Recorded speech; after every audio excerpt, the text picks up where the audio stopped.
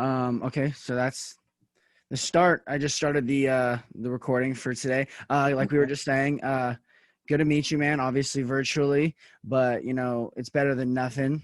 Hopefully one day I can do this in a studio, face to face with new guests and everything, and hopefully you can return if you have if you have a good time. But for right now, this is all we got. So it's better than nothing, right? Of course, absolutely, bro. I'm glad to be here. So just to start out, just give yourself a little introduction, what you do, things you're interested in, just a little bit of who you are, just for me and the guests. I mean, me For and the sure. listeners. For sure, bro. My name is Mike Sanchez. I'm a pro fighter, pro boxer to be exact. I'm 23 years of age. I stay out here in Southern California in a small city named Colton. I've been living here since I was 8 years old.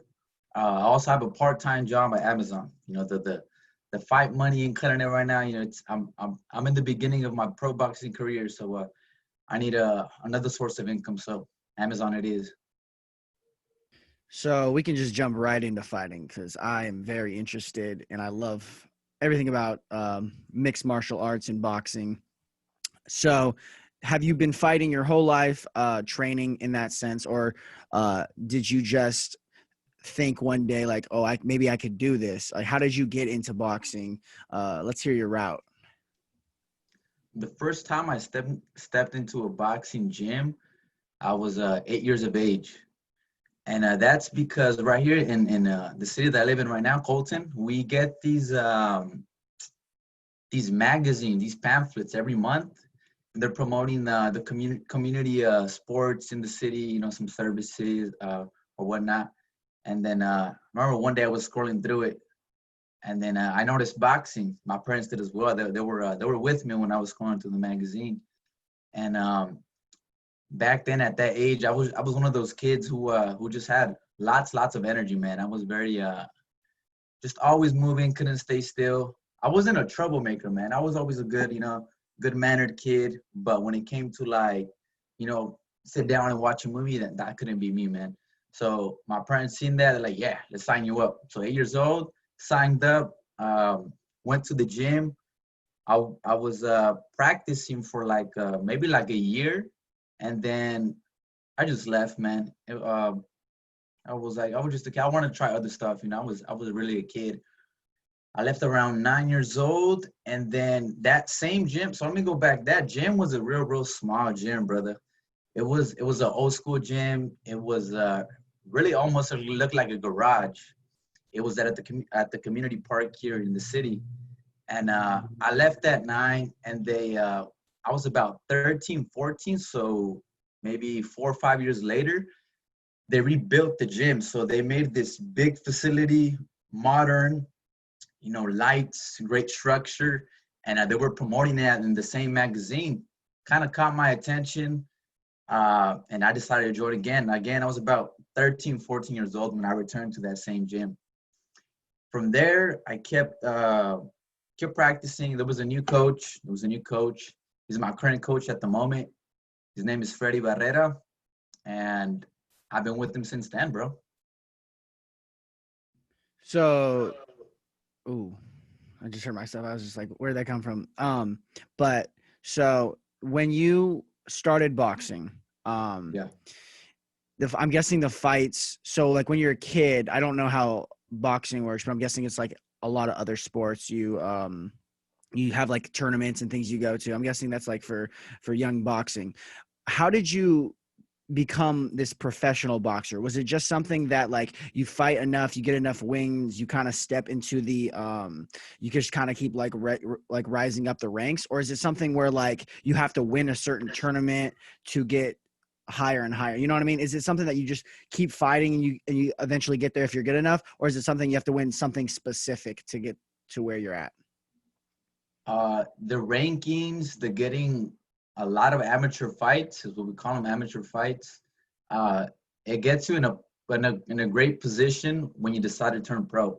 So if I don't know how much you follow the sport of boxing, but if you ever see some pro fights and then you hear some fighters that have, they were Olympic trialists and they had, national champions and such.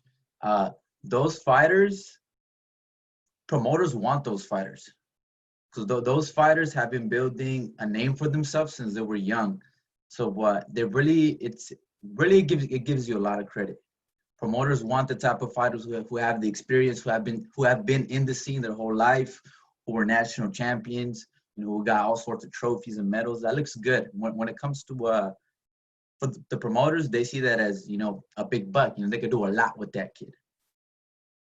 So the way I've always seen boxing versus like UFC and mixed martial arts is boxing is almost like an art in its own self, because it's not, because I always think of like UFC and MMA as like you bring every single type of person and you just put them in a ring and then they fight each other. So you have someone who's like a really good wrestler versus someone who's a really good kickboxer, someone who's really good at jiu-jitsu, scrambling, things like that. And boxing is like you have to perfect the art of boxing. Do you know what I mean? Is that how you view boxing, or do you feel like it really still is that it's like almost fight first, skill second, or is it skill first and then like nature second? You know what I mean? Like, is it, Right. I seen that boxing is like, it's almost like even Floyd, to this example, Floyd is like so skilled at ducking and weaving and Right. striking, Right. whereas like you can win in an MMA fight just off sheer, like not luck, but sheer just that moment. You know what I mean? I Mm-hmm. feel like boxing is you have to know what's going to happen when it happens, versus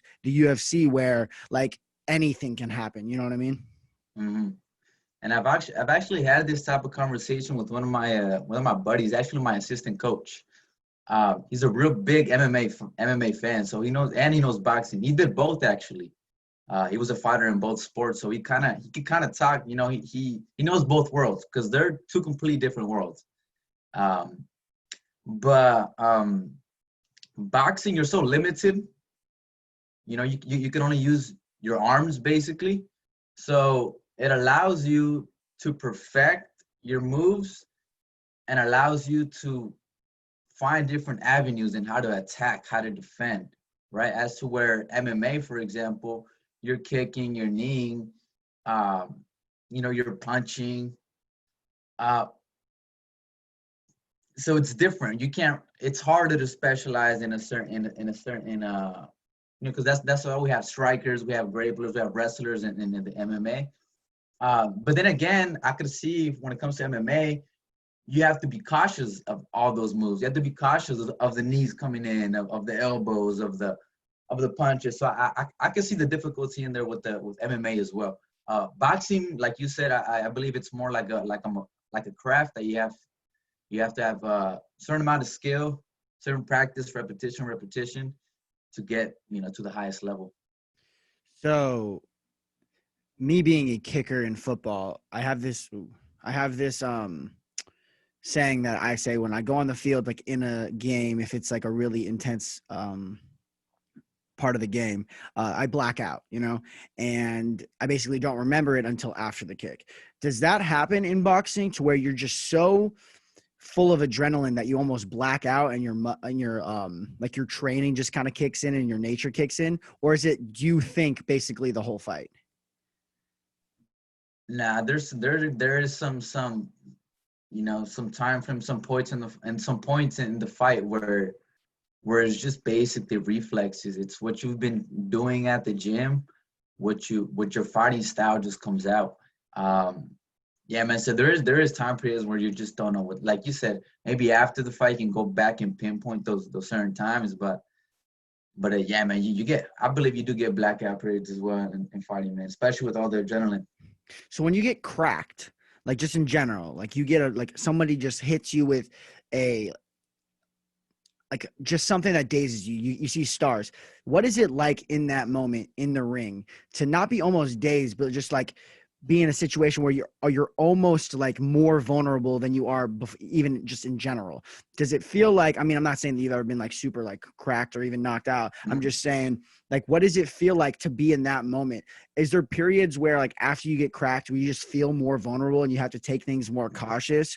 Or does it feel like you have to try to win the fight even more? Yes and no. Let me explain why I say that. So when, let's say, you get cracked to the point where you're seeing stars, when you're dazed, it's really more of a mental fight. You have to kind of convince yourself that you're okay, that you're willing to keep fighting, and you want to make sure your body language is not letting the opponent know that you're hurt. That's key right there. Even if you're dazed, even if you feel like, wow, that hurt, that stunned me, you can't show it to the rival, because that only feeds him with with more for him to attack, man. So it's really a mental game, man. Really a mental game. So let's flip that. When you crack somebody else, is that like full on go, or do you have strategies after you like? Because I feel like, I mean, I've boxed just for fun, and I've like been in a couple fights and everything, but like, when you crack someone, when you hit somebody with a good like a right hand or like a hook or something. Do you go all out, or is there like strategy, like, all right, I'm gonna wear him down even more, or does it just depend? It just depends, but they're just saying in boxing, a hurt fighter is as twice as dangerous. So when you crack someone, you hurt him. You could tell by his body language. You have to be cautious when you come in, because that's when he could crack you. If you just get rowdy, if you just go all in. So I would say there is some type of, you have to go in, you have to think a bit, but if he's seriously hurt, then you have to find a way to go in for the kill. So what is your mindset on game day, on like before a fight, like up to the moment, up until the moment you step in that ring and you're across from your rival? What is your mindset like? Is it like calm? Is it like ready? Is it like super hype? Like, what is your particular mindset on fight night? I've actually I've tried I've tried a little bit of everything, bro. I've only had I've only have 8 professional fights. So within those 8 fights, I'm kind of testing the waters. So I try to come out with a different attitude every fight. I'm trying to find the right attitude. I'm trying to find the right attitude, the right mentality that's gonna let me get that win. And a lot has to do with who you have in front of you as well. You get different types of fighters. You have the cocky fighters, the flashy fighters who don't give a fuck. You have the tough guys who are just kind of mad dogging you. There's the guys who just don't care, kind of looking down, kind of just minding their own business. So, like I said before, I believe it's all a mind game, man. The I forgot what fight it was. It was my 5th or 6th pro fight. 6. I fought in Vegas. You're from Vegas, right? I fought in Vegas, bro. I fought another undefeated fighter. He was 3-0. I was going in 5-0, 6-0. I think it was 6-0. I was 6-0. And my mentality in that fight, because I've always been the type of fighter who kind of just mean mugs, and I go in, mean and just ready to go, wartime. That fight, I came in with the different body language. I was kind of more at ease, more fluid, more cool. Even the song that I came out with was more, let's kind of have a party kind of fun time kind of song, more vibing. It wasn't my mentality wasn't like, okay, let's get this. It was, but the attitude was a bit different.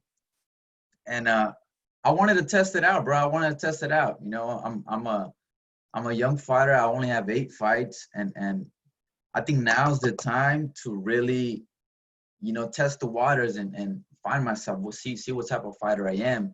What works best for me, because what works best for me may not work for another fighter.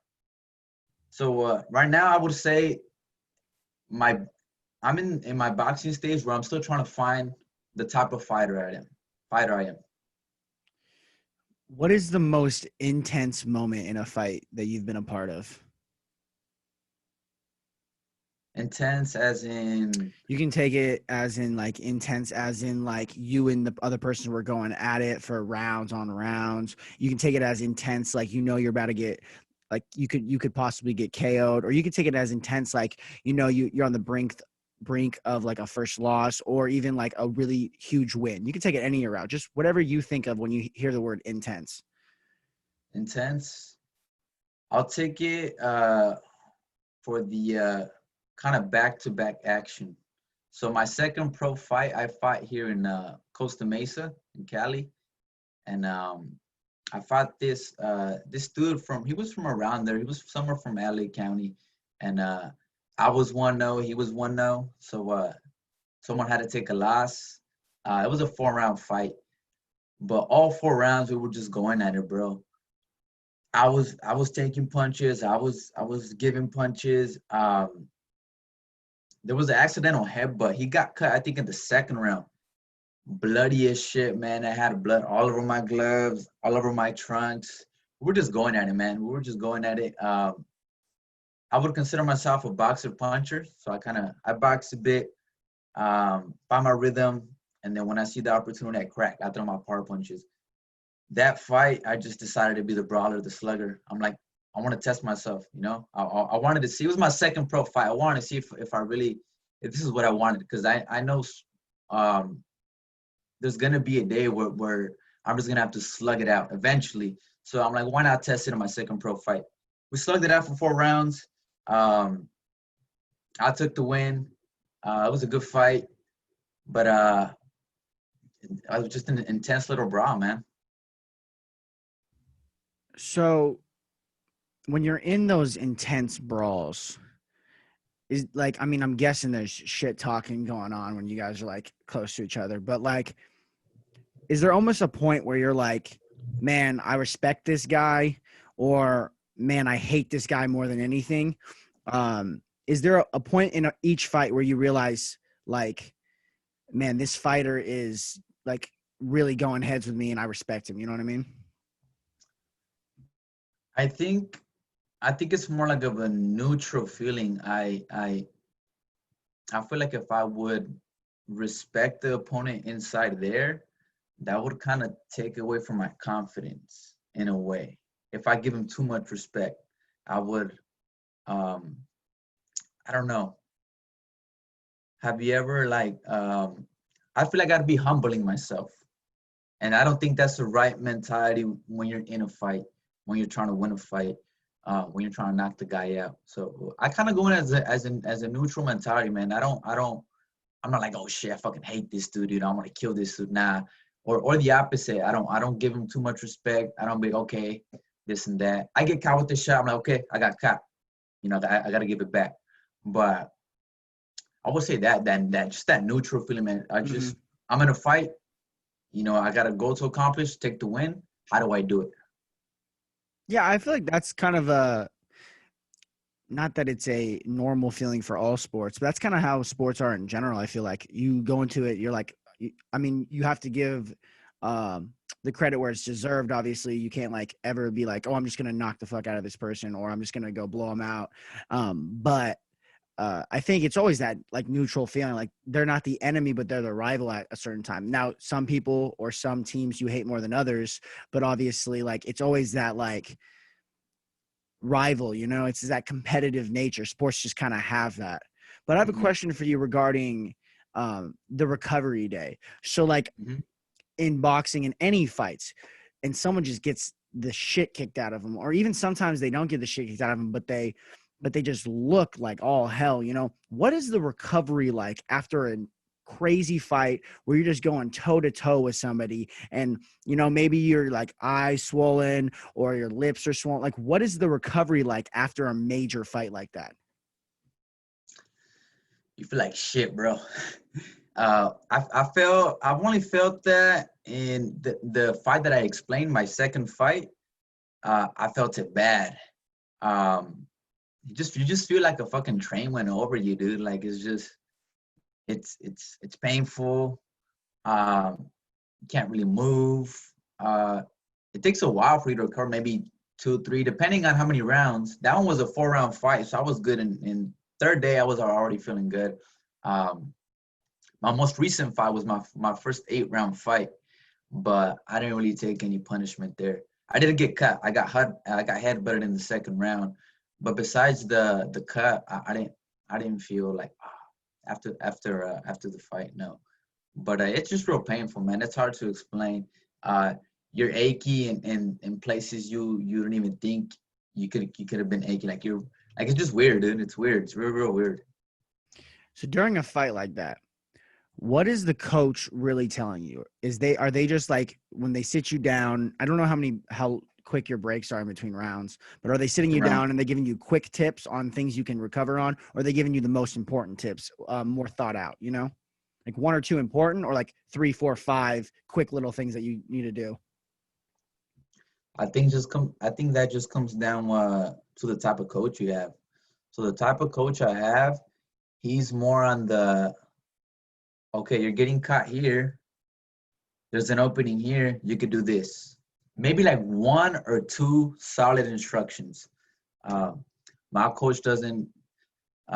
There's some coaches that give you 5, 6. They want you to do everything within a round, which is real hard. You know, it's real hard, especially when you're getting tired. You're in the corner. You're gassed. You're only gonna get a certain amount of the words he's saying. So my coach just told me about one or two tips, and that's it. Do this, do that. Just straightforward. What is the most memorable hit you've ever delivered? Like when I say memorable, what's the first thing you think of that a hit you gave somebody else, or like even a move that you've given?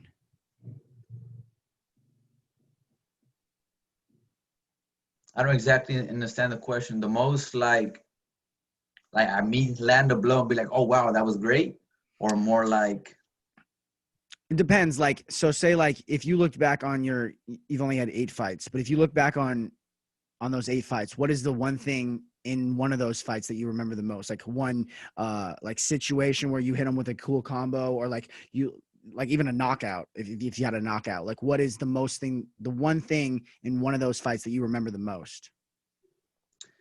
um I really enjoyed the my pro debut fight, my first fight. I knocked the guy down in the first round, like the last 10 seconds of the round. If you go back and if I would go back and watch the fight, you can hear the 10-second click, and then I just drop in my drop. I'm a southpaw fighter, so my lead hand, my jab is the right, power hand is the left. So I dropped him with the straight left, right on the chin. Dropped him. You know, of course, my people were there. It was my first fight. When people were there, you can hear the cheers, the screams, the connect.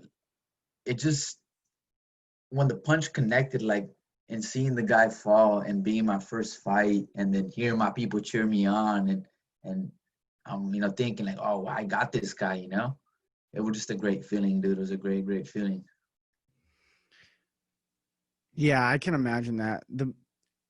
I always think about when I'm like watching a fight. Like I mean, obviously it's different when I just watched the Mike Tyson and Roy Jones Jr. fight and everything. How'd you like it, bro? It was cool. Like I mean, they're like legends, and like I mean, it's cool to see them fight, and like Right. it was wild to see Jake Paul just knock out Nate Robinson.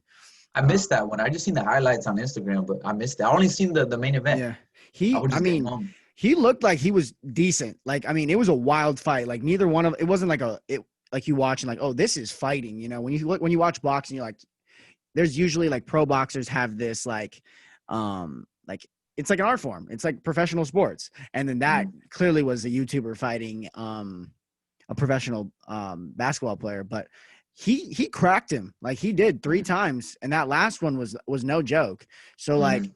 I mean, obviously him calling out Conor McGregor is just idiotic to me, but I mean, to each his own. But no, one of my favorite fights, I talked about this not too long ago, was the Conor McGregor Floyd fight. Mm. That was like my first real boxing match that I like really watched. Because before that I was really just starting to get into the UFC. But that was like my first boxing match I watched. And it's crazy. The one thing I will say about boxing is it's crazy. It's so much longer, or it feels so much longer than UFC, because UFC is 3 to 5 rounds of 5 minutes, I believe. Don't hold me accountable to that. And then boxing sometimes is like 8 to 12 usually, right? Or you can Yeah, go shorter yeah. than that. It just depends. Yeah, it just depends. Yeah. But it's just so like you have to be in such good shape. And something about Floyd that I've noticed is he is such in good shape. Like he's in like some of the best shape that I've ever seen. And so it's Mhm. cool to think like, here's a question I can ask you. What is it like at the end of a fight? Like you said, you had an 8-round fight when Mhm. you're just tired. Like, is it like when both guys are tired, is it more like just like you like trying to get one like really strong punch, or are you still trying to keep getting those like nice jabs in? Because I can just imagine like in any sport when you're so tired, it's like super hard to be like perfect, you know what I mean? And so, Mhm. and then in boxing, I'm like, if you let your guard down when you get tired, you can just get knocked out like that, I feel like. Mhm. Mhm. Dude, well, this last my most recent fight, dude, I was it was I think I got called 2 weeks before the fight day, so I wasn't 100% ready for that fight. I was in the gym, I was training, but I wasn't training with to fight within 2 weeks. Regardless, I took it, man. I stepped up. Um, I took it. Want to challenge myself like 8 rounds? Why not? Let's do it. That eighth round, dude, I was tired, dude. I ain't gonna lie. Eighth round, tired. I just bit down, bro. Bit down. It just comes down to the situation you are in, man. If you know you still have pop, you still have power in your punches, you can go for that, that big wow hit, try to land that nice hit that's gonna impress the judges or the crowd. Well, this fight didn't have a crowd due to all the COVID, everything that's going on. But that influences the judges as well. If there were to be a crowd, you land a big shot, crowd goes woo. That the judges are gonna be like, oh, what was that? That counts a lot. Um, or you can, if you feel tired to the point where you say, let's say you can't, you don't have the strength to land that knockout blow or that blow to wow the crowd or the judges. You can jab, look pretty, move around, kind of tap the guy.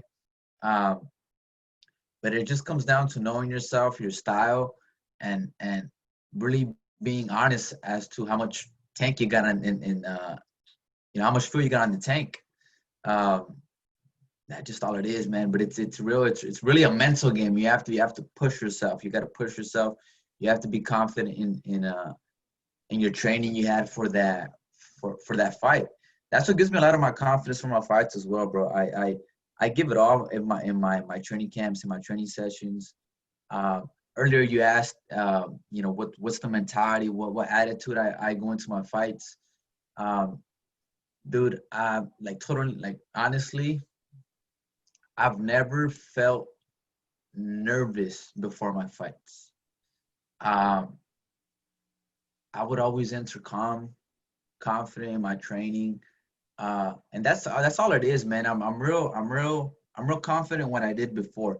So if I prepared, I've been the type of person. If I prepare for something, then there should be no fear. There should be no worry. There should be, um, shouldn't be nerve wracking because I've prepared for this thing coming up.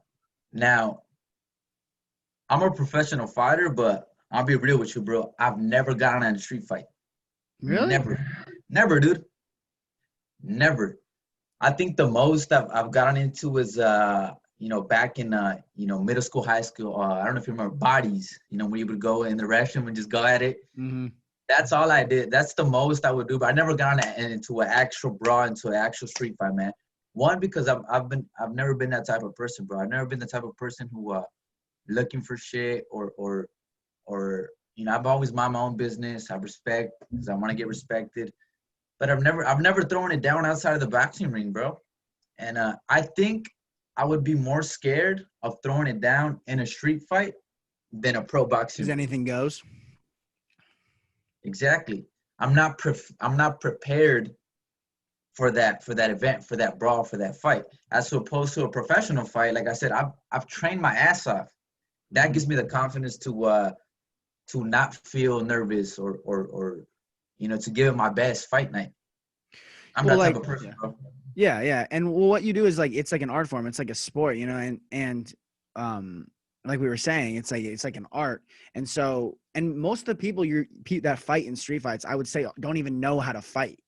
They just like whatever goes, are mad about something. They're at a bar, they're drinking. And so, Right. yeah, it is more scary because like anything goes. They could hit you with something, like you could die in a street fight. You get hit right in the temple somewhere. It's street fights are a It's a different breed. reaction, bro. Yeah, but also I think because you are a professional boxer, less people would be inclined to want to fight you. You know what I mean? Mm, No one's gonna come up to you and be like, "Hey, mm. let's go." I think that helped a lot, bro, because during my my school days, like I said, I started at 8. So obviously people knew I was going to the boxing gym. I would fight, I would box. So I think that did help a lot. Nobody wanted to mess with me, right? That guy over there, he goes to the boxing gym. He might have some hands. I don't know. Let's not fuck with them. That's. I'm glad you brought that up, bro. This probably has to do a lot as to why people really didn't want it with me. Yeah, because here's the thing: most people who are like super cocky about fighting usually don't know how to fight, or like they're just like strong, but they don't really have any skill. Because fighting is a skill, like Of course. knowing how to fight. Like I've always been fascinated by the ducking and weaving of like fighters, like the fact that you can like just watching those people just like not use their hands and just duck around. Right. It just blows my mind because the fact that you could do that is insane. Because if I'm in a fight, right, if I'm like put on the gloves, I'm getting cracked at least 3 times, hit, Mhm. because I don't know how to like move my head around anything. I'm just gonna Mhm. be this big, like pretty strong Strong guy, dude. Mhm. and so like if I wasn't taught, like, I mean, I know a couple things like from watching it, and like I like study it a little bit, but I don't know, like it's an art form. It'd be like me trying to go like, I mean, I grew up, I played soccer, I played basketball, I played volleyball, and obviously I played football. But it'd be like me trying to go play baseball and like trying to throw a perfect pitch or something like that. Like I don't know how to do that. It's not Mhm. my particular area of expertise. And so fighting's one of those weird ones where everyone thinks they can fight and everyone wants to defend themselves, but no one really Mhm. knows how to unless you like learn it. Mhm. You're right. You're right, man.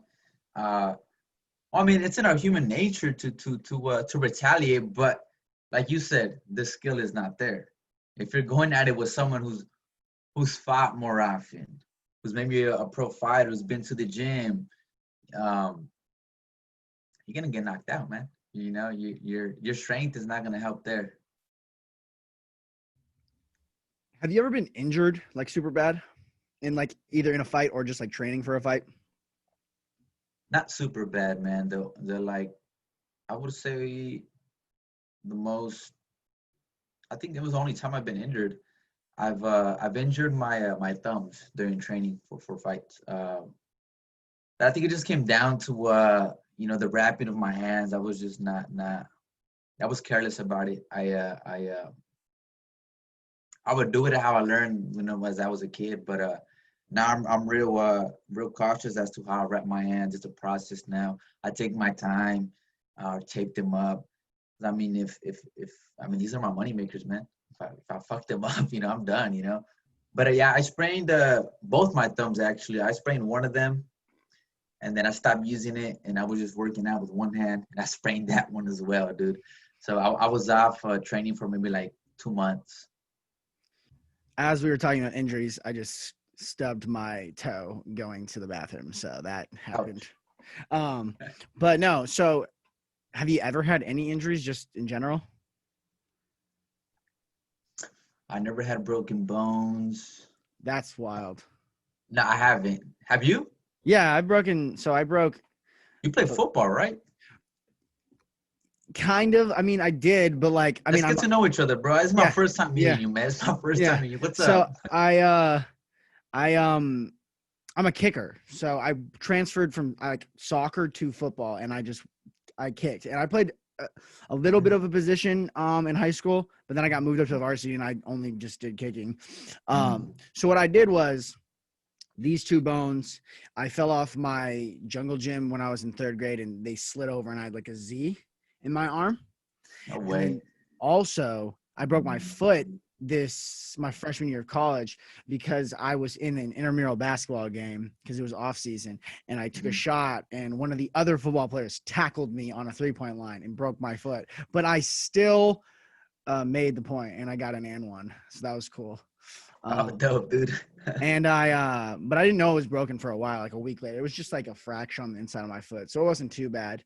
Right. And then I tore my labrum in my hip, which is like it's like the ligament inside your ball and socket in your hip, basically. So those are like injuries that I've had. But some of the worst injuries I've ever like felt, like even though they're maybe not be severe, is like falling off of bikes or longboards. I used to love doing that stuff. And this one time, freshman year of college, it was raining and I was longboarding and I just ate it. And I landed on my ass and I just bruised the size of a football, like just on the side of my hip and my leg. Right. That's crazy, dude. Nah, dude, I've never broken a bone or never been severely injured. The only sport I played, you don't play boxing, but the other sport I've done besides boxing is soccer, and I did that before I joined boxing when I was 8, and it was just like I think a year, not even a year. But I've always what caught my attention too for when it comes to boxing, man. It's a one-on-one sport. I consider myself an introvert, man. I don't, especially as a kid, as I was younger, dude, I wasn't real social and I was always to myself, bro. And I think boxing was a perfect fit, man. Like it was only me, training on your own, working out on your own. Of course, you had a coach and a few of the teammates around there, but it was really just you, man. It really is just you. So it just caught my attention, dude. And then I'm horrible at working in team, and I'm horrible at team working, bro. I've improved because obviously I have a job now. I have to work in a team, and I'm better at it now. But if I had the choice, working on my own or working with the team, I would honestly say working on my own, bro. It's just who I am, dude. Yeah. So when you're in a lone sport like that, in a one-man sport, is it harder to take a loss than you think it would be in a team sport? Because like, not that you can blame somebody in a team sport, but like you could have a great game and still lose in a team sport. Usually if you have a great fight, you probably win. Not all the time. That happens all the time where there's two great fighters and they both have a great fight, but one of them just takes the edge, but like usually if you do your best, you win. Is it harder to take a loss because it's mainly on you in a single sport like that? I think so, man. For me, this my most recent fight was my first loss, really, my first loss, and it didn't really get to me. It didn't get to me, man, because like I said, I stepped up for just the fight itself, man. I would take the whole day talking about it here, but it was just a moment where I needed to step up, and I took that decision, man. Took the decision to step up, did what I had that night. I honestly think I did enough to win the fight, but judges thought otherwise. But I wasn't bummed out. I just took it for a learning lesson, and I just moved on, man. Next day, I was already thinking about Monday morning how I was gonna start training once again. I was ready to go, dude. You afraid of anything? Like snakes? You're not gonna believe me, bro. Huh? You're not gonna believe me.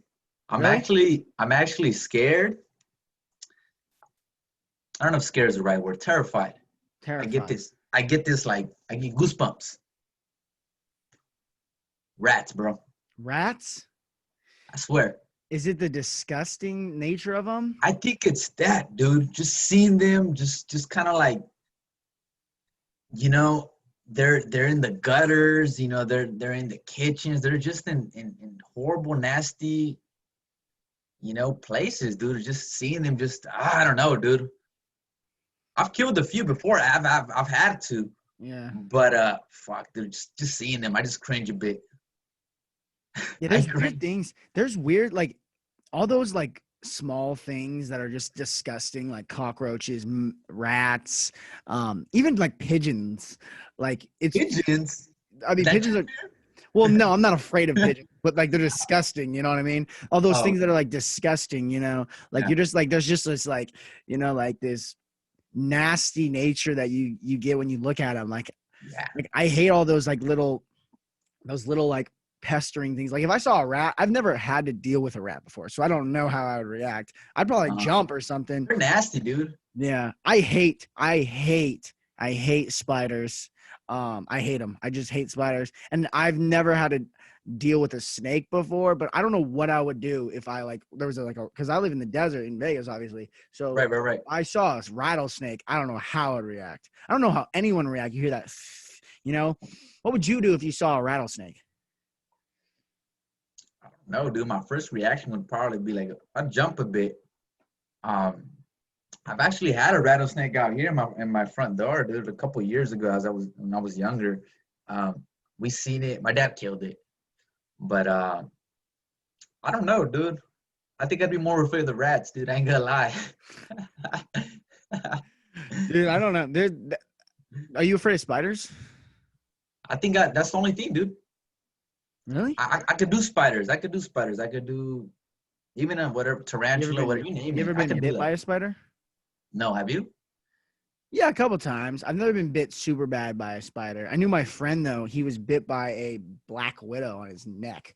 And he was like, they were in a Oh, tunnel and he just got bit and he's like, oh, and then he had to go to the hospital and get the anti-venom. But he's all right. But like shit. I've never had it been bit by like a brown recluse or anything like that. But like I don't know. I've always been afraid. I just hate them. Like I just hate seeing them walk. They're just like Yeah, like they make my like back hairs stand up. I can see that, bro. I can see that. But rats, really rats? Yeah, dude. What else interests you, man? Like besides boxing, what else is like? What are you fascinated by? If you're gonna look up a YouTube video, what are you gonna look it up? Mm, this right here, dude. I'm all into podcasts uh, dude. That's why I seen your message on Instagram. Mm-hmm. I hopped on it, bro. I'm all for this type of stuff, man. Podcast, conversation. I said I was an introvert before, but I pushed myself to Mm-hmm. become more extroverted. So I'm all into this, man. People just talking about rad things, informative stuff. I don't care, man. People having a good time. Um, just vibing with people, man. It's Yeah, in our nature. I found you on I was gonna ask you, yeah, how did you find me? you follow this guy I had on Austin Kaiser. Yep. Advice Uh for artists? yeah, I'm dropping his episode on Tuesday. I Check know, that dude. out. I'm ready for it. I'm ready for it. And then I'm gonna drop this one next Tuesday, not this Tuesday coming up with the one after that, because hold on Got to it. them because I still do go to school, so I need episodes for when I go back to school that I can keep on releasing. But yeah, that's how I found you. And I was like, I've talked to a pro fighter before.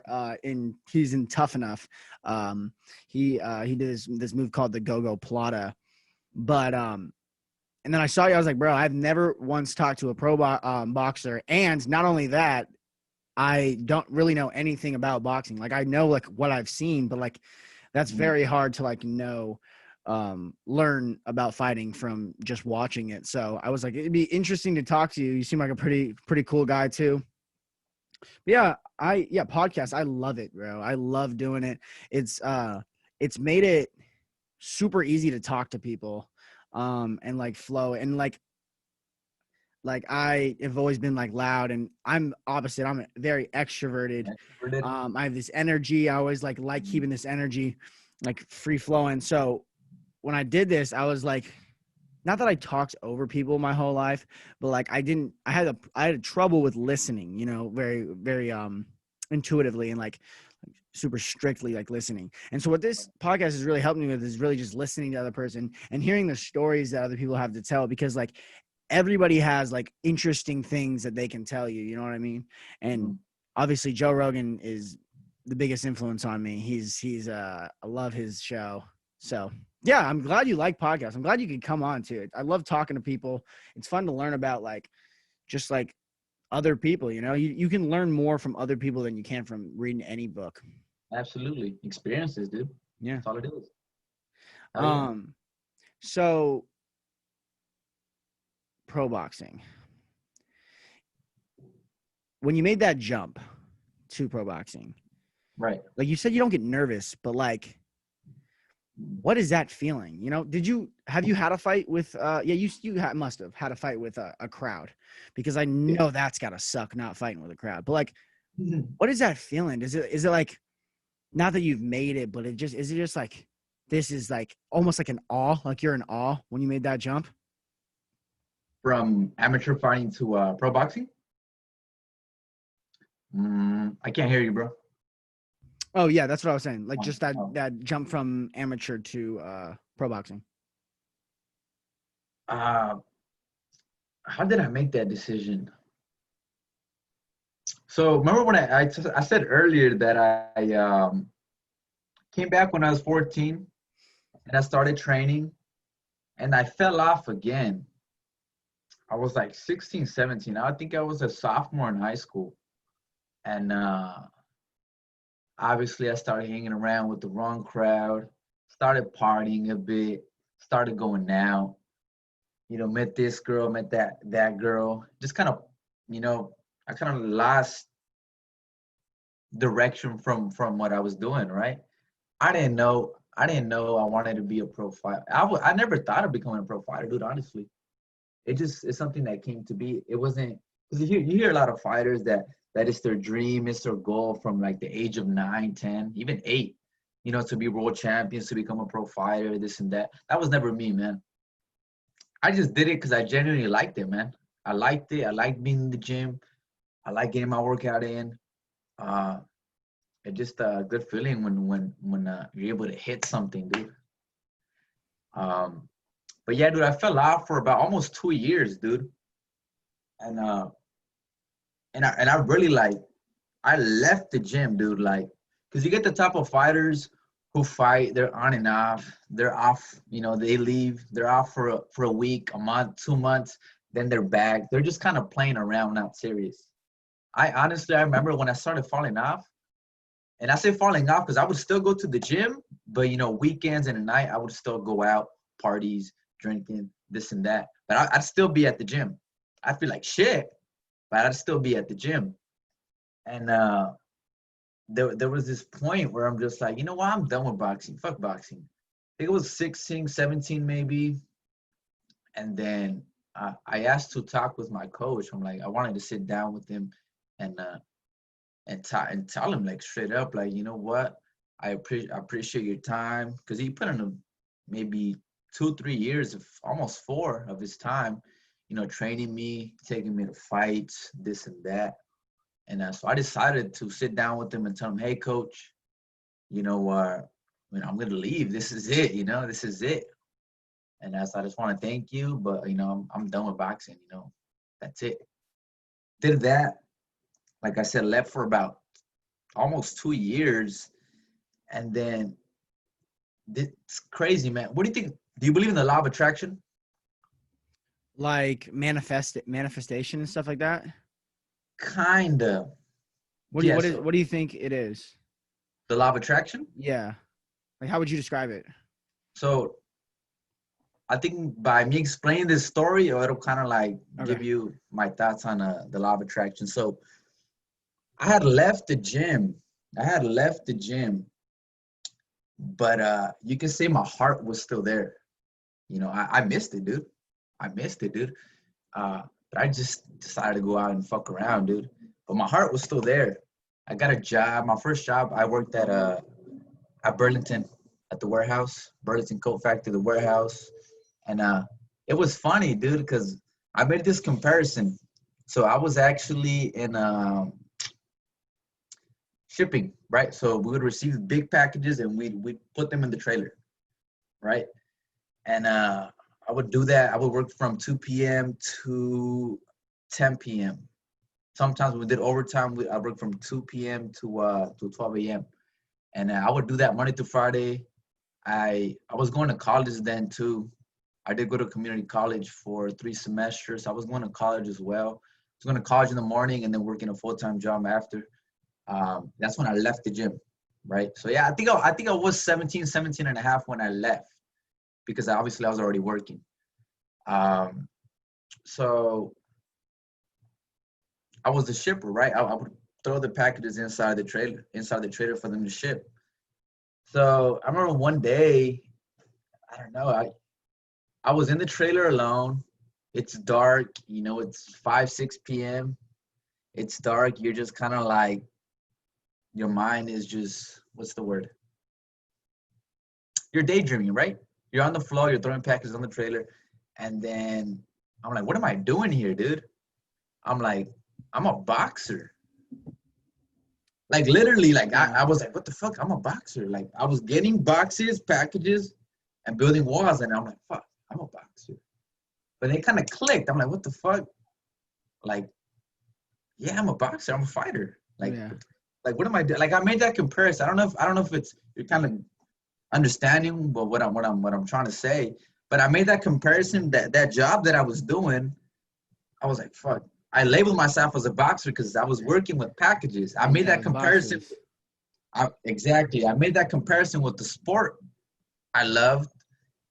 And then I was just like, what the fuck? I'm really gonna choose to be working at this job instead of doing what I love to do, which is boxing. Mm-hmm. That was just one of them, dude. I think that was just the universe, the world, whatever you want to call it, God, giving me little hints to like, hey, what the fuck are you doing here? Yeah. You're going down the wrong path, dude. Like, what's up?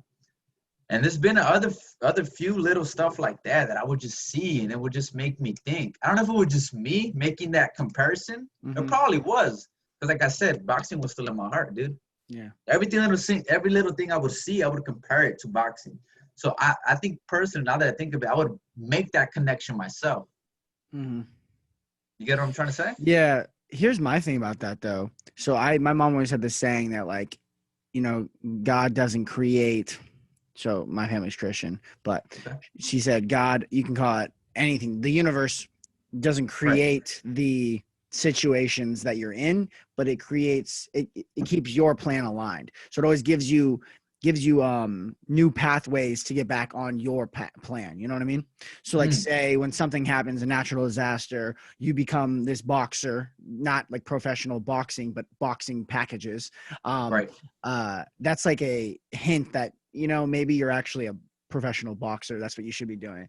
And so I think that, he's like the universe, God, whatever you want to call it, it is giving you hints, but it's trying to get you to understand it, because ultimately you decide what you're going to do in your life, and you decide how you're going to act and what you're going to do. But I think there's options given to you and there's signs given to you for you to try to take the right path. So one thing that I've been telling people is when COVID hit, it's horrible. Everyone, like, it's everything. People are hurting. People are losing their jobs. People are dying. People are losing their family members and everything. But, I think, me, like, it gave me something to do. Like, it gave me something I love doing. It gave me podcasting. Like, I've always loved podcasts, and I didn't necessarily like know how to do it or how to start one, but I knew I wanted to, and I knew that in the back of my head, but I wouldn't let myself know it. And then COVID hit and I didn't have football anymore. And I kind of fell into it. And then like this last month is actually, it's like grown exponentially, and it's, and like, I love it. I'm smiling. I'm like, maybe.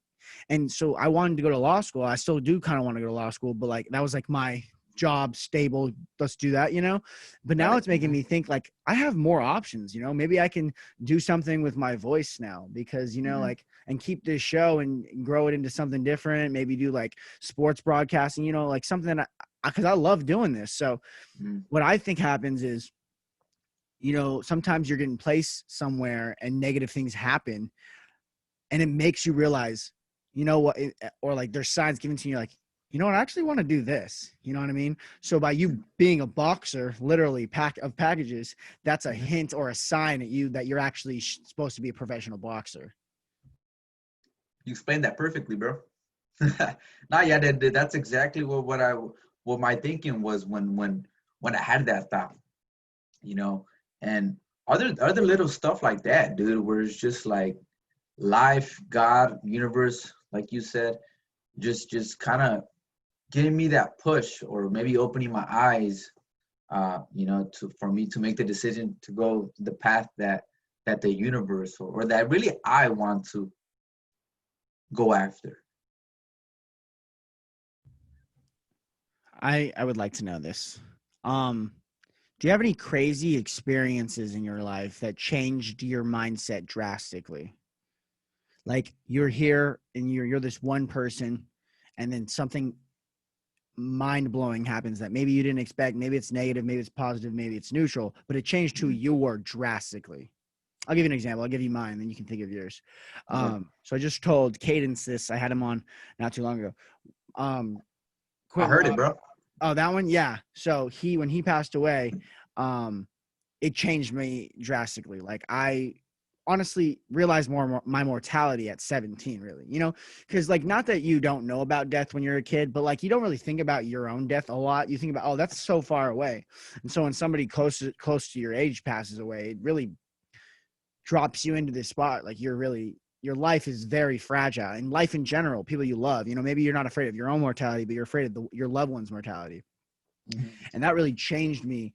Like it's still, not that I'm afraid of death, my own death, but I'm afraid of one of my biggest fears, I guess you could say, is that I'm afraid to die before I ever figure out like who I am, and like I do what I like. I find my passion, and like I have a family. Like before I fulfill my life. Like that's one of my biggest fears, is like dying before I could fulfill what I know my potential is. You know what I mean? Do you have any Right. like experiences like that? Let me give it some thought, man. I'm sure I do. Yeah, take your time.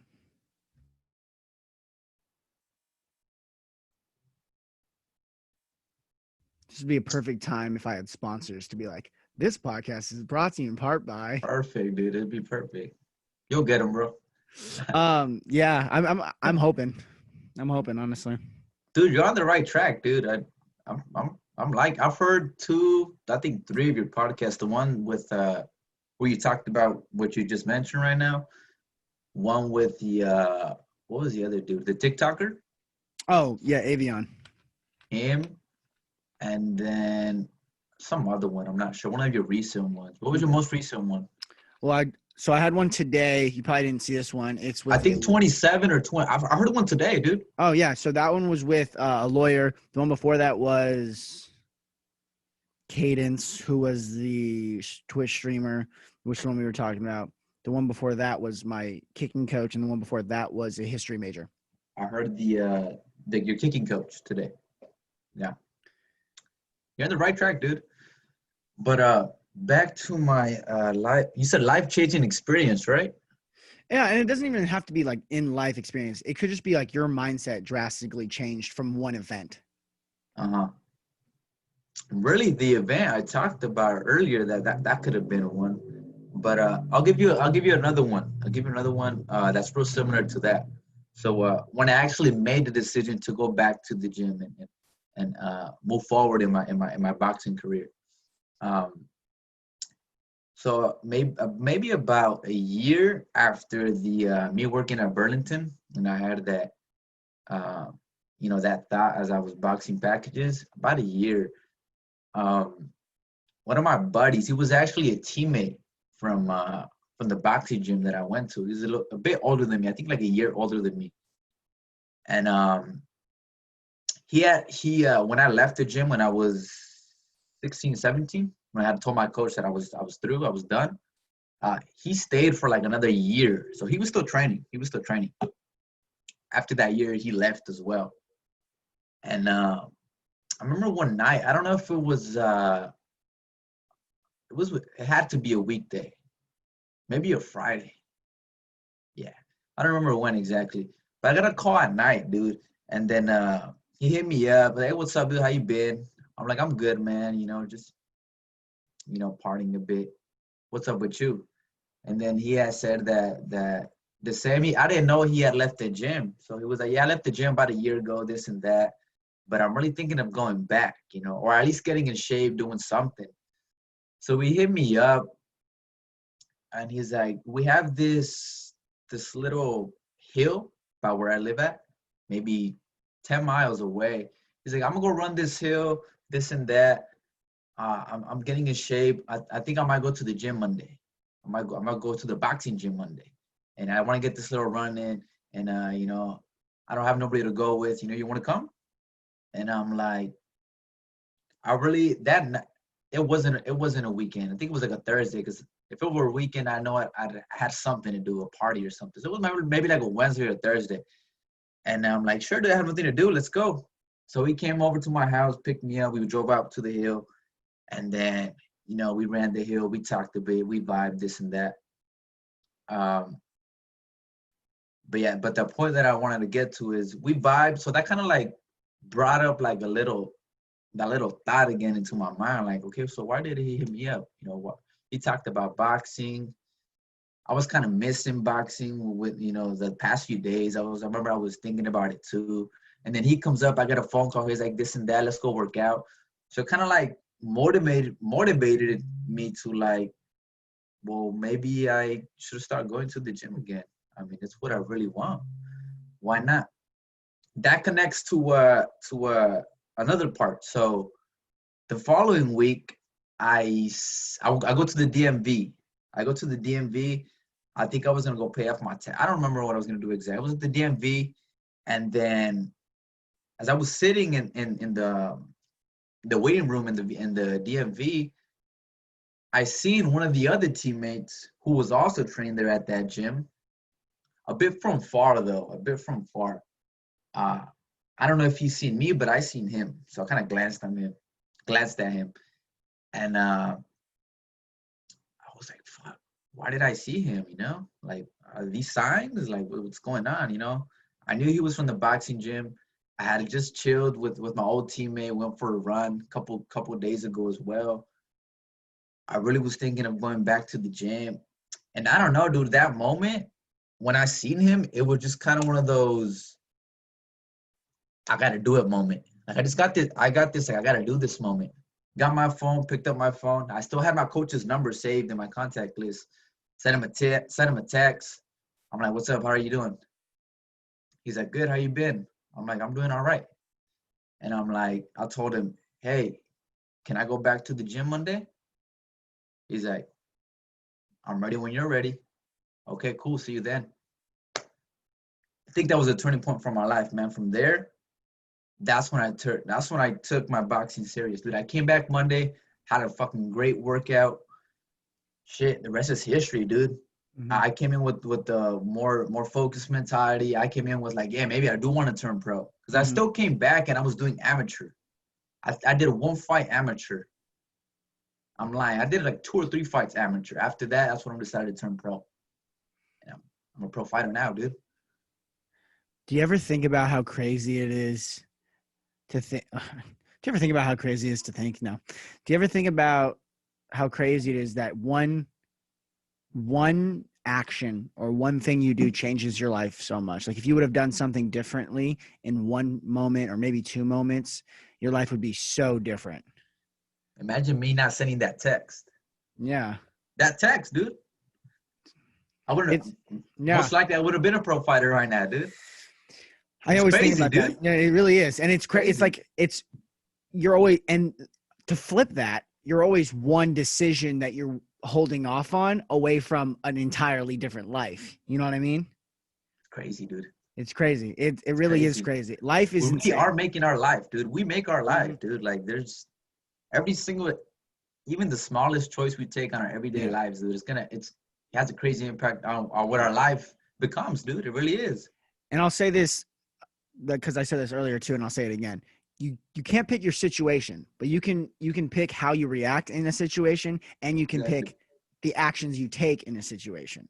So I'm never going to tell someone that it's their fault they have cancer, or it's their fault their mom has cancer, or it's their fault that they were born into a family who is below the poverty line, or anything like that. But what I'm saying is, it is your fault if you wanted to do something and you don't take the actions necessary to do it when you know you should, or when you're doing something that is detrimental to your own health or to your own being, and you don't take those actions that you know you should stop. That is your fault. And you're always 1 or 2 actions away from changing your life. Absolutely, bro. I agree, dude. this is the philosophical part of the episode that I always get into with my guests. Oh, that's dope, bro. I'm trying to get into philosophy, dude. I've read a few books here and there. I can't like tell you stuff I can't Yeah. really tell you much right now, but I mean, if let's say I hear something that might sound familiar that I read about, I could kind of be like, lean in and be like, well, what's up? And Philosophy is amazing, bro. You're into it? awesome. Oh yeah, so that's kind of what I call this. I call it like society and culture. Philosophy is like the subculture. I think this is like a philosophy podcast kind of thing. Oh, that's dope, bro. You should have told me that, dude. I Yeah. should have came with a different vibe. Well, it's not like that's what it is, but like it's whatever the vibe is between me and the guest, really. It's my podcast. It's the Collin Demands Answers show. It's however we're vibing. It's not, and everyone's like, oh, you should have a niche and everything. And I kind of do, I demand answers, and I'm philosophical and stuff. But like also I'm different. I'm not like everybody else. I'm not going to be like everybody else. So my podcast is bound to be different than everyone else's. And I hold myself to really high standards to where I think, and I know I can be. And that's why I think I've seen tremendous growth in the last month is because I've been really taking it seriously and people are taking me seriously and people are seeing that, I'm dead ass about this. But back to the philosophical part, I digress. Philosophy too, like reading about philosophy is cool because you learn, but it's really just a way of thought, anytime you sit down and you philosophize on your own life or life itself or just question things, that's a philosophy.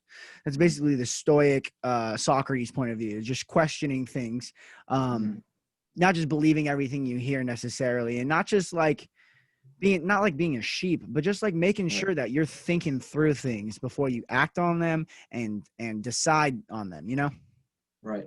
Yeah, dude, I'm really I really recently started living my life in a kind of stoic form, dude. There's some things you don't have control over, right?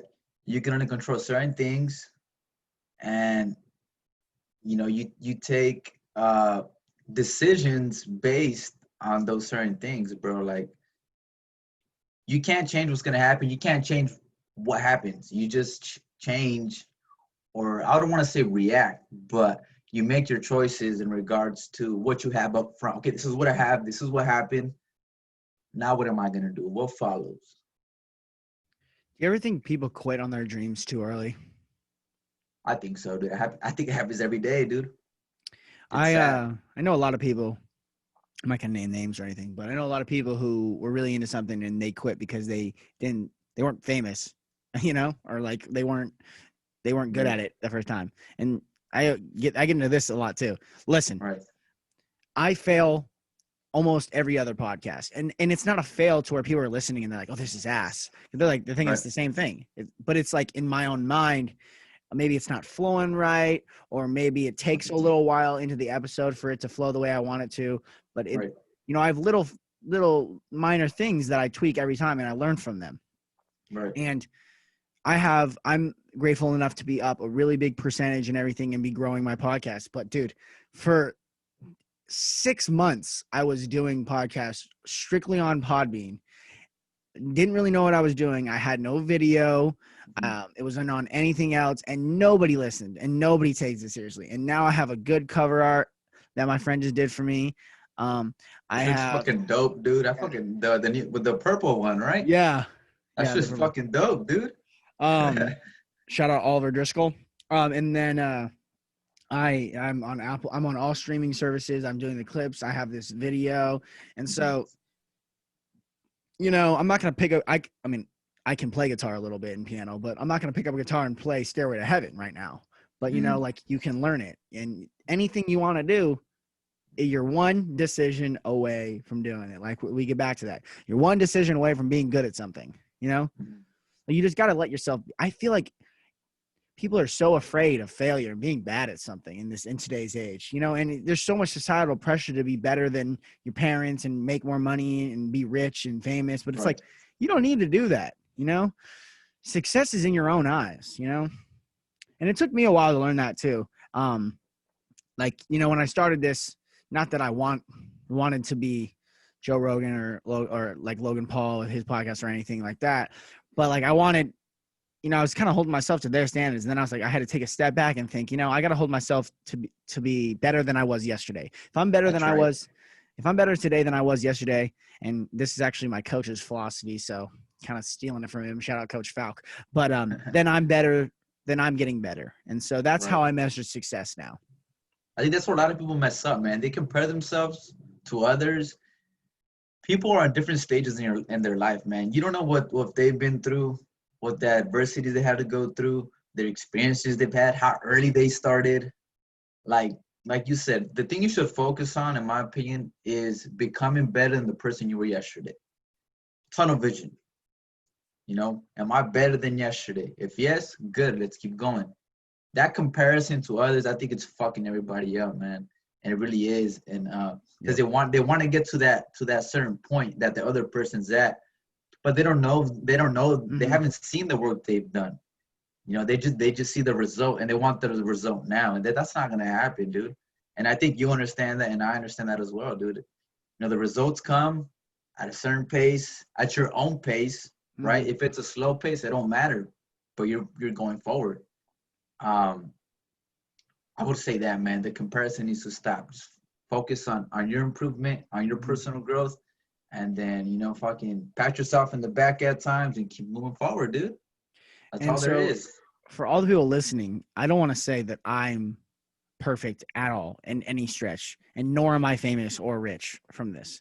What I'm saying is, because I get caught in myself looking at my streaming and my percentage and my likes and everything, and I get down on myself sometimes. I'm just a human. That happens. But what I will say is, I take the success features when I see them.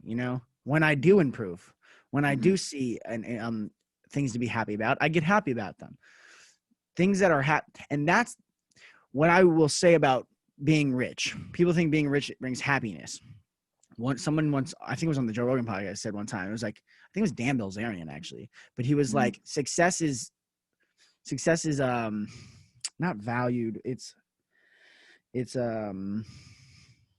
can't think of the word. It's like based on your perspective. So basically, Hmm. if you have 10 Lamborghinis and you get an 11th, you're going to be a little less happy than someone who has a Camry and gets a Lamborghini. And by a Right. little, I mean a lot. And Hmm. so money doesn't bring happiness. Finding what you truly love to do and succeeding at that brings you true happiness, whether that be even just having a family, being a good Hmm. father, being a good brother, being a Hmm. good boss, being a good employee, Of course. any of that stuff. I don't need to be Joe Rogan. I need to be Collin. Exactly, dude. That's where it's at, dude. Everybody's unique. Everybody's different, and you just have to be comfortable. You have to accept that I would say that you have to accept and know where you're at the moment, and then from there, from that point, just move forward. No more comparisons. You can have role models. You can look up to people, right? You have people you look up to, right? After this, I have a question for you too, because about role models. But yes, I do. Obviously, I have a bunch of role models. Cool, cool, cool. Um, of course, me too, man. I have when it comes to because me, man, I'm I'm a pro fighter, dude. I know this is what I want to do. This is what I love to do. I know my future is gonna involve me inside a ring going at it physically, dude. But as like all sports, there's an ending time for that, man. I can't do that forever. I can't do that forever. So I know for me, the boxing thing, I'll be real with you. The boxing thing is kind of me. It's a way for me to earn my stripes. It's a way for me to earn my stripes and be credible. I don't know exactly what I'm gonna do after my boxing career or what I want to do, but I know it's within this area. I feel like I could be a great coach, and not just a pro fighting coach, just a coach in general. I feel like I have something. I just kind of need to perfect it a bit, but I'm holding off a bit because I don't want to say I'm holding off, but my focus right now is the fighting. I'm going to earn my stripes. I'm going to get my credit. And when I speak after that, people are more likely to turn over and hear what I got to say because, hey, this guy has been through hell. He's been through adversity. He's been a pro fighter. He's been a world champion. Maybe what he's saying could be true. You know, it's hard to believe someone who hasn't earned their stripes, dude.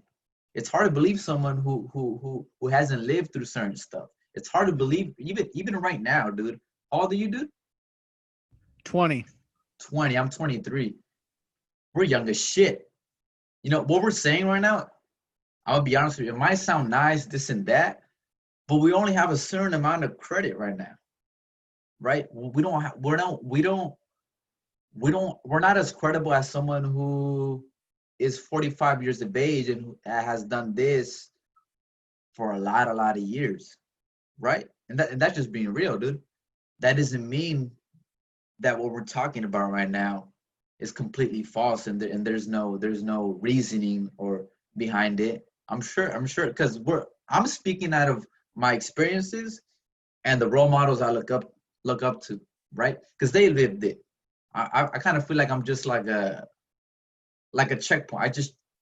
I transfer the information from what I've heard from the people who are credible, right? I don't like speaking out of my mind.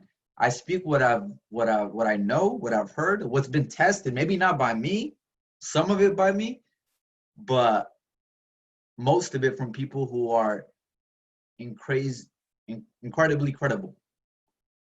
But back to my I guess let's call it my calling after fighting, man. I know it has to do with something with coaching.